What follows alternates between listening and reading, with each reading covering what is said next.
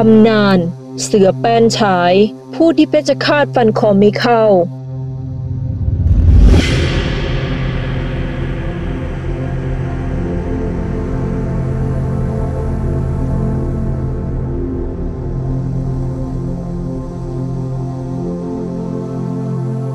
อย้อนหลังกลับไปในอดีตที่เมืองราชบุรีทุกคนต้องได้ยินกิตติศัพท์ของขุนโจรกระเดื่องชื่อคือเสือแป้นจอมโจรแห่งลุ่มน้ำแม่กลองเรียกว่าตั้งแต่ราชบุรีสมุทรสงครามขนาดเด็กกำลังร้องไห้ถ้าพูดว่าไอ้เสือแป้นมาเด็กหยุดร้องไห้ทันทีดังไหมขนาดเด็กยังกลัวขี้หดตดหายในขณะที่เสือแป้นฉายยังไม่หันเหชีวิตมาเป็นเสือปล้นตอนนั้นเสือแป้นเป็นลูกศิษย์ของหลวงพ่อห้องวัดช่องลมและได้รับการสักยันต์การเวลาต่อมาเสือแป้นถูกความกดดันหลายสิ่งหลายอย่างจึงต้องหันเหมายึดอาชีพเป็นโจรเที่ยวปล้นระดมชาวบ้านชื่อเสียงโด่งดังไปทั่วถึงแม้เจ้าหน้าที่จะออกปราบปรามเคยปะทะกับเสือแป้นแบบประจันบานแต่เจ้าหน้าที่ไม่สามารถทำอะไรเสือแป้นได้เพราะว่าหนังดีคือคงกระพันอาวุธทุกชนิดของเจ้าหน้าที่ไม่สามารถทำอันตรายแม้แต่ผิวหนังของเขาได้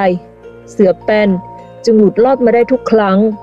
ในที่สุดทางการจึงวางแผนโดยให้เจ้าหน้าที่ติดต่อกับสมุนเสือแป้นใช้วิธีจ้างให้ลูกสมุนทำร้ายให้สลบเพื่อเจ้าหน้าที่จะได้เข้าไปจับกุมโดยง่ายดายลูกสมุนของโจรพอเห็นเงินก้อนใหญ่เลยเกิดความโลภจึงวางแผนทรยศต่อลูกพี่ตอนเสือแป้นนอนหลับลูกน้องทรยศได้ใช้ไม้พองตีจนสลบเจ้าหน้าที่จึงกลูเข้าจับตัวได้หลังจากเสือแป้นถูกส่งตัวฟ้องศาลได้ตัดสินประหารชีวิตในยุคนั้นการประหารนักโทษทางราชการใช้วิธีนำผู้ต้องหามัดติดกับเสาแล้วเพชฌฆาตจึงลงมือฟันคอด้วยดาบเมื่อข่าวแพร่ออกไปว่าเสือแป้นถูกจับได้และถูกนำไปตัดศีรษะประชาชนนับหมื่นต่างมุงดูกันล้นหลามณลานประหารโดยมีพระยาไกลเพชร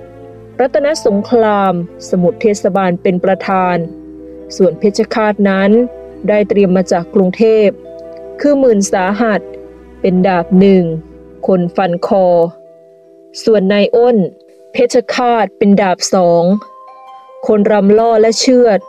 พอได้กำหนดเวลาเจ้าหน้าที่ได้นำตัวเสือแป้นผูกคอมัดติดกับเสาประหารท่ามกลางความโศกเศร้าเสียใจของมารดาและญาติพี่น้องที่เคยห้ามปรามแต่ไม่เชื่อฟังพอได้เวลาเสียงปีกกลองก็เริ่มขึ้นเพชฌฆาตก็ร่ายรำหลอกล่อไปตามจังหวะเสียงปีกเสียงกลองพอรัวๆเพชฌฆาตดาบหนึ่งก็เงื้อดาบขึ้นสุดแขนฟันลงไปตรงบั้นคอของเสือแป้นทันทีแต่ทว่าคมมีดไม่สามารถชำแหละผิวหนังของเสือแป้นได้แม้แต่เพียงริ้วรอยก็เหมือนรอยน้ำเกี่ยวเท่านั้นสร้างความตื่นตะลึงแก่ผู้ที่มาดูในวันนั้นดาบหนึ่งฟันไม่เข้าดาบสองเลยใช้มีดดาบเชือดเฉือนทันทีแต่ทว่าหาระคายผิวไหม้ทั้งที่ดาบของเพชฌฆาตเป็นดาบศักดิ์สิทธิ์เคยฟันคอนักโทษที่มีอาคมขลังขาดกระจุยมานักต่อนักแล้วเลยต้องเข้าไปกราบเรียนเจ้าคุณทศเห็นจะต้องใช้วิธีอื่นพระยาไกลเพชรรัตนสงครามจึงตัดสินใจให้นำกระทะมาต้มเมื่อบรรดาเห็นเช่นนั้นจึงได้ขันอาสากับท่านเจ้าคุณว่าจะช่วยเกลี้ยกล่อมลูกชายให้ถอนอาถรรพ์เพราะไม่อยากเห็นลูกชายต้องทนทุกข์เวทนาเช่นนั้นเมื่อมารดาเสือแป้นเข้าไปเกลี้ยกล่อมบุตรชายให้ถอนอาถรรพ์ในที่สุดเสือแป้นบอกให้บรรดาตักน้ำมาและตัวเองทำน้ำมนต์ให้มารดาไปรดที่ตัวพร้อมกับเอาน้ำมนต์ลูบไปที่อักขระยันต์ด้านหลัง3 ครั้งแล้วก้มลงกราบมารดาเป็นครั้งสุดท้ายหลังจากนั้นเพชฌฆาตก็ทำพิธีประหารต่อไปพอดาบหนึ่งฟันลงก้านคอเท่านั้นคอขาดกระเด็นเลือดพุ่งกระฉูดกระจายไปทั่วสิ้นสุดชีวิตความชั่วของเสือแป้นฉายซึ่งเรื่องนี้เป็นที่โจษจันกันไปทั่วว่าเสือแป้นหนังเหนียวเพราะหลวงพ่อห้องท่านสักยันต์ให้ตั้งแต่นั้นมานักเลงถิ่นไหนก็เดินทางมาให้หลวงพ่อห้องท่านสักยันต์ให้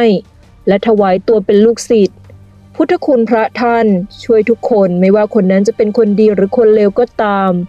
พุทธคุณพระไม่มีแบ่งชั้นวรรณะมันอยู่ที่กรรมของแต่ละคนถ้าชื่นชอบเรื่องราวที่เรานำเสนออย่าลืมกด Subscribe จะได้ไม่พลาดคลิปต่างๆจากเรา